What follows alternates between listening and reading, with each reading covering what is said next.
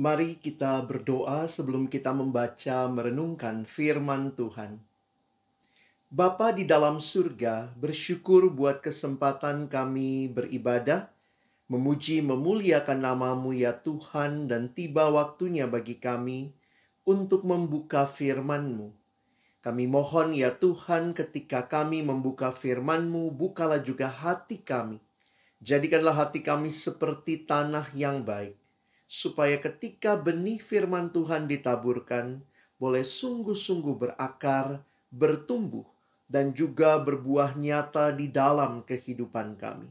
Berkati hamba-Mu yang menyampaikan firman, setiap kami yang mendengar, Tuhan tolonglah kami semua, agar kami bukan hanya menjadi pendengar-pendengar firman yang setia, tapi mampukan dengan kuasa pertolongan dari Roh-Mu yang kudus, kami dimampukan menjadi pelaku-pelaku firman-Mu di dalam kehidupan kami.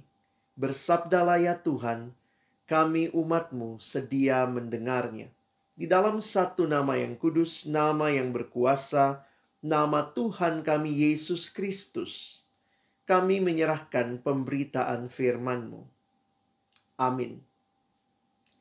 Saat ini sama-sama kita akan membaca dan merenungkan firman Tuhan dalam kaitan tema yang diberikan kepada kita tentang ujian dan pencobaan, trial and temptation, perspektif teologis melihat akan hal ini. Saya mengajak sama-sama kita akan membuka firman Tuhan di dalam kitab Yakobus. Yakobus pasalnya yang pertama, kita akan membaca ayat yang kedua sampai dengan ayat yang ke-8. Lalu kita melanjutkan di dalam ayat yang ke-12 hingga ayatnya yang ke-15. Yakobus pasal yang pertama, saya akan mulai membaca ayat 2 sampai ayat 8 terlebih dahulu. Iman dan hikmat. Saudara-saudaraku, anggaplah sebagai suatu kebahagiaan apabila kamu jatuh ke dalam berbagai-bagai pencobaan. Sebab kamu tahu bahwa ujian terhadap imanmu itu menghasilkan ketekunan, dan biarkanlah ketekunan itu memperoleh buah yang matang, supaya kamu menjadi sempurna dan utuh dan tak kekurangan suatu apapun. Tetapi apabila di antara kamu ada yang kekurangan hikmat, hendaklah ia memintakannya kepada Allah, yang memberikan kepada semua orang dengan murah hati dan dengan tidak membangkit-bangkit. Maka hal itu akan diberikan kepadanya. Hendaklah ia memintanya dalam iman, dan sama sekali jangan bimbang. Sebab orang yang bimbang sama dengan gelombang laut yang diombang-ambingkan kian kemari oleh angin.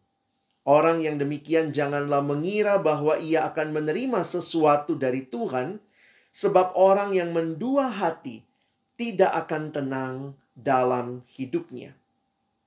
Kita melanjutkan di ayat yang ke-12 sampai ayat yang ke-15.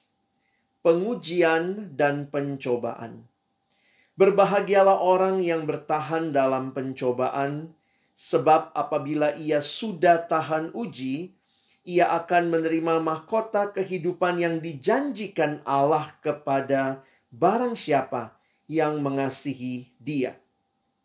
Apabila seorang dicobai, janganlah ia berkata, pencobaan ini datang dari Allah, sebab Allah tidak dapat dicobai oleh yang jahat, dan ia sendiri tidak mencobai siapapun. Tetapi tiap-tiap orang dicobai oleh keinginannya sendiri, karena ia diseret dan dipikat olehnya. Dan apabila keinginan itu telah dibuahi, ia melahirkan dosa, dan apabila dosa itu sudah matang, ia melahirkan maut. Bapak, Ibu, Saudara yang dikasihi Tuhan, apa yang dimaksud di dalam Alkitab ketika kita melihat konsep tentang ujian dan pencobaan, trial and temptation? Saya pikir dalam kehidupan ada banyak hal yang perlu dilihat dengan baik dengan perspektif yang benar untuk bisa menilai situasi yang sedang dihadapi. Alkitab memberikan kepada kita perspektif yang baik, yang benar untuk menilai situasi itu dari sudut pandang kebenaran firman Tuhan. Secara khusus hari ini di dalam bagian yang kita baca di dalam kitab Yakobus pasal yang pertama. Di dalam terjemahan bahasa Inggris, Alkitab New International Version, sebenarnya bagian ini lebih jelas karena menggunakan dua kata yang berbeda. Di dalam ayat yang kita baca tadi, kalau Bapak Ibu kembali melihat di dalam ayat 2 sampai dengan ayat yang ke-8 dan juga ayat 12, kata yang dipakai itu adalah kata trial. Atau kita bisa menerjemahkannya sebagai ujian. Sementara pasal yang pertama ayat yang ke-13 sampai dengan ayat yang ke-15 itu menjelaskan yang disebut dengan temptation atau pencobaan. Sehingga jelas sekali bahwa di dalam benak penulis kitab Yakobus, Yakobus sendiri memberikan pemahaman tentang dua hal yang berbeda. Bagaimana kita melihat perbedaannya? Mari kita coba perhatikan di dalam ayat yang kedua sampai dengan ayat yang ke-8. Yang digambarkan ini adalah sebuah trial, sebuah ujian. Tentu bicara ujian, guru yang baik tentunya bukan memberi pencobaan ya, tetapi memberikan ujian untuk menolong para murid memahami sejauh mana pemahaman mereka selama ini dari apa yang dipelajari. Tapi lebih daripada itu, supaya muridnya semakin dewasa, semakin bertumbuh, semakin bisa naik kelas. Mungkin itu istilah yang seringkali kita pakai. Mari kita melihat apa yang dituliskan di dalam bagian ini tentang ujian atau trial. Di dalam ayat yang ketiga dikatakan, kamu tahu bahwa ujian terhadap imanmu itu menghasilkan ketekunan, dan biarkanlah ketekunan itu memperoleh buah yang matang, supaya kamu menjadi sempurna dan utuh dan tak kekurangan suatu apapun. Bapak Ibu Saudara yang dikasihi Tuhan, secara khusus kita bisa melihat bahwa yang dikatakan dengan ujian itu adalah sesuatu dari luar yang tujuannya bukan untuk menjatuhkan, tetapi untuk memberikan pertumbuhan, memberikan kesempurnaan, keutuhan yang semakin baik. Dan inilah yang digambarkan di dalam bagian tentang trial. Ketika engkau menghadapi ujian, maka lihatlah itu sebagai kesempatan untuk terus mengalami pertumbuhan. Sehingga karena itu tidak heran di ayat yang kedua dikatakan, saudara-saudaraku, anggaplah sebagai suatu kebahagiaan apabila kamu jatuh ke dalam berbagai-bagai pencobaan. Istilah yang muncul dalam bahasa Inggris itu adalah trial. Ujian yang membawa kita ke dalam pertumbuhan, kedewasaan, semakin sempurna, tentunya harusnya memberikan sukacita kepada kita. Dan itu yang diteruskan di dalam ayat yang ke-12 yang kita baca. Berbahagialah orang yang bertahan dalam trial. Istilah dalam bahasa Inggris lebih jelas. Trial, ujian, sebab apabila ia sudah tahan uji, ia akan menerima mahkota kehidupan yang dijanjikan Allah kepada barang siapa yang mengasihi Dia. Ujian sumbernya dari luar, bukan dari dalam diri kita, dan tujuannya untuk membawa kita kepada pertumbuhan dan kedewasaan. Dan dalam kaitan ini kita melihat bagaimana Allah sebagai Bapa kita, tentunya Allah yang tahu apa yang akan kita hadapi. Allah yang Maha Tahu itu mengizinkan ada ujian di dalam kehidupan. Saudara mengalami ujian, mengalami pergumulan dalam kehidupan bukanlah dosa, tetapi menyerah dan jatuh ke dalam dosa ketika kita melakukannya dan akhirnya tidak memuliakan Allah. Yesus sendiri mengalami pencobaan, tetapi dia memilih untuk tidak mengikuti apa yang disampaikan oleh si iblis. Sehingga sekali lagi jelas bagi kita, ujian punya tujuan yang positif demi semakin bertumbuhnya kehidupan kita. Lalu selanjutnya di dalam ayat yang ke-13 secara khusus, kalau kita memperhatikan istilah yang muncul di dalam terjemahan New International Version berbeda dengan ayat sebelumnya, ayat 2 sampai ayat 8 dan dilanjutkan dengan ayat 12 yang menggunakan istilah trial, maka selanjutnya di ayat 15 sampai ayat yang ke-13 sampai ayat yang ke-15 digunakan istilah temptation. Apa itu temptation? Mari perhatikan ayat yang ke-13. Apabila seorang dicobai, istilah yang digunakan tempted, janganlah ia berkata pencobaan ini datang dari Allah, sebab Allah tidak dapat dicobai oleh yang jahat dan ia sendiri tidak mencobai siapapun. Tentunya pergumulan hidup yang kita alami mungkin saja membuat kita meragukan Allah dan mulai berpikir nampaknya Allah tidak suka dengan saya. Allah sedang mau melakukan sesuatu bagi saya. Allah sedang mau menjatuhkan saya. Dan itu yang Yakobus berikan klarifikasi. Apa yang dikatakan bahwa pencobaan ini bukan dari Allah karena dua alasan. Allah tidak dapat dicobai oleh yang jahat dan Allah sendiri tidak mencobai siapapun. Bagaimana mengerti hal ini? Selanjutnya dijelaskan oleh Yakobus di ayat 14 dan 15 bagaimana pola kerja, kalau kita boleh pakai istilah itu, berkaitan dengan pencobaan. Gambaran yang digunakan seperti gambaran orang yang melahirkan. Tetapi tiap-tiap orang dicobai oleh keinginannya sendiri, berarti masalahnya di dalam diri, karena ia diseret dan dipikat olehnya. Mudah sekali ketika kita mengalami pergumulan, kita menyalahkan, mengkambing hitamkan semua hal di luar diri kita. Seolah-olah kita ini bebas. Saya tidak salah. Salahnya adalah karena dia. Salahnya adalah karena situasi ini. Salahnya adalah karena kondisi ini. Bahkan tidak jarang kita menyalahkan Tuhan. Dan Yakobus sudah katakan tadi bukan. Itu bukan dari Tuhan.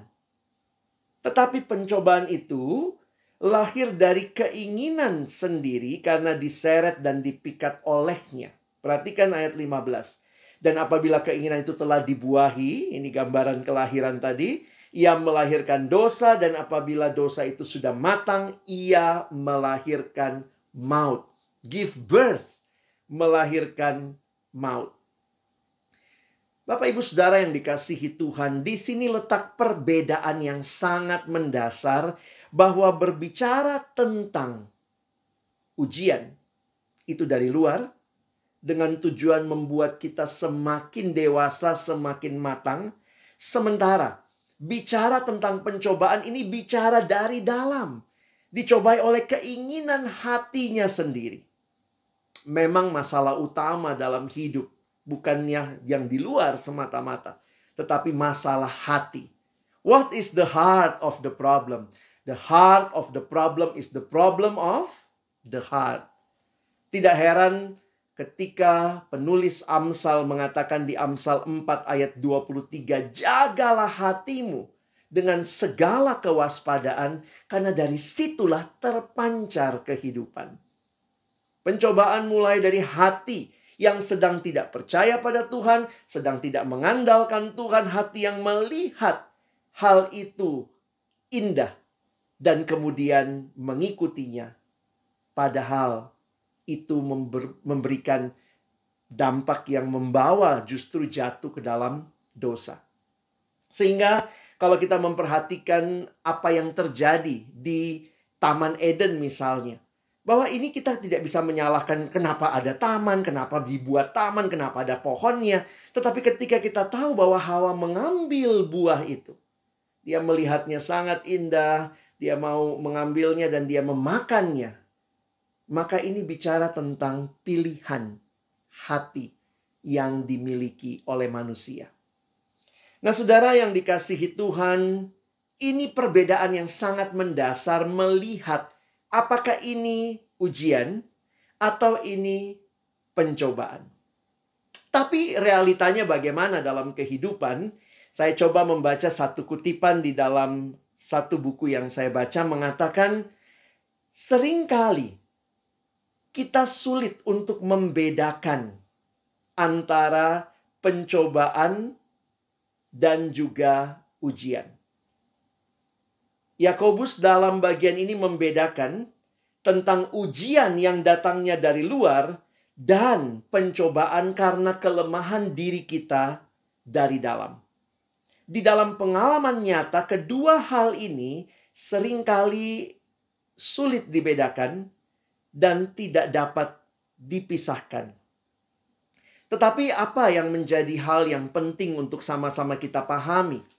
Saya melihatnya bahwa ketika hal itu terjadi kepada kita, sebuah pergumulan misalnya yang membuat kita jatuh ke dalam dosa, atau memungkinkan kita jatuh ke dalam dosa, maka pilihan yang saudara dan saya buat, itu yang akan memastikan pada akhirnya, apakah hal itu membuat kita jatuh, berarti itu menjadi pencobaan.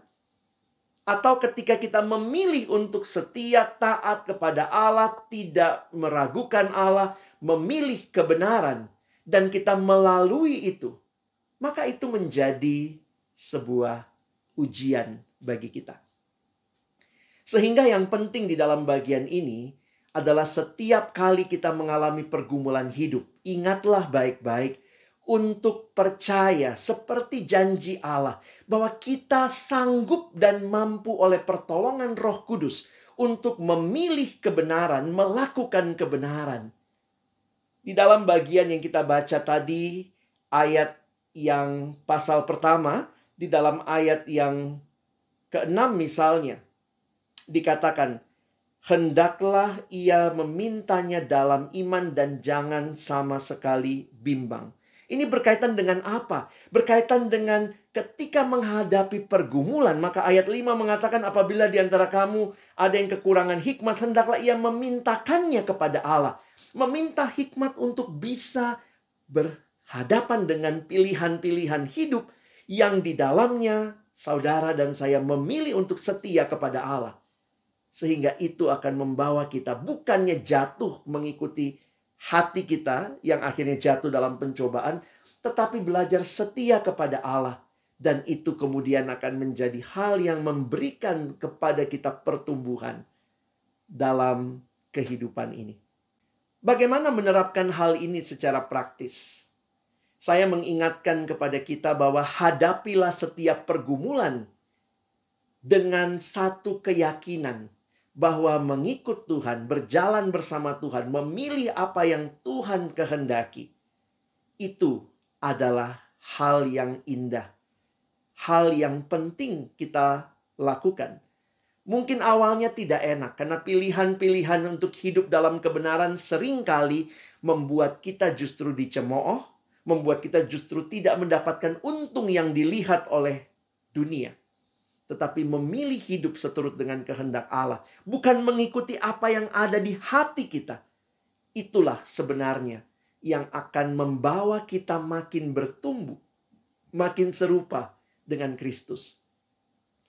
Bagi saya pribadi, mengerti bagian ini akhirnya saya aplikasikan secara sederhana. Setiap hal dalam hidup bisa jadi pencobaan, bisa jadi ujian. Itu menjadi pencobaan ketika saya mengikuti apa yang ada di hati saya yang jahat. Tapi ketika hati saya yang jahat sudah dibaharui oleh Kristus, maka saya dimampukan untuk memilih hal-hal yang benar, hal-hal yang kudus, hal-hal yang sesuai dengan kehendak Tuhan. Dan ketika saya memilihnya dengan semua resikonya, maka saya melewati itu sebagai sebuah ujian yang di dalamnya Tuhan makin menumbuhkan iman saya. untuk bersandar kepada Dia. Saudara yang dikasihi Tuhan, firman Tuhan juga mengingatkan kepada kita bahwa Tuhan peduli, Tuhan mengasihi, Tuhan tahu pergumulan kita. Karena itu 1 Korintus 10 ayat 13 mengingatkan, pencobaan-pencobaan yang kamu alami adalah pencobaan-pencobaan biasa yang tidak melebihi kekuatan manusia. Sebab Allah setia dan karena itu Ia tidak akan membiarkan kamu dicobai melampaui kekuatanmu. Pada waktu kamu dicobai, Ia akan memberikan kepadamu jalan keluar sehingga kamu dapat menanggungnya. Saudara yang dikasihi Tuhan, mari kita merenungkan bahwa ujian dan pencobaan bisa datang bersamaan dalam kehidupan Kristen, walaupun jelas sumber keduanya saling bertentangan. Satu dari luar, satu dari dalam. Tapi biarlah ketika kita berserah kepada Tuhan, memilih ada di jalan Tuhan, hidup seturut dengan kehendak Tuhan, bukan mengikuti keinginan hati kita, maka Tuhan membawa kita dalam jalan kemenangannya. Dan Tuhan memberikan bagi kita pertumbuhan demi pertumbuhan.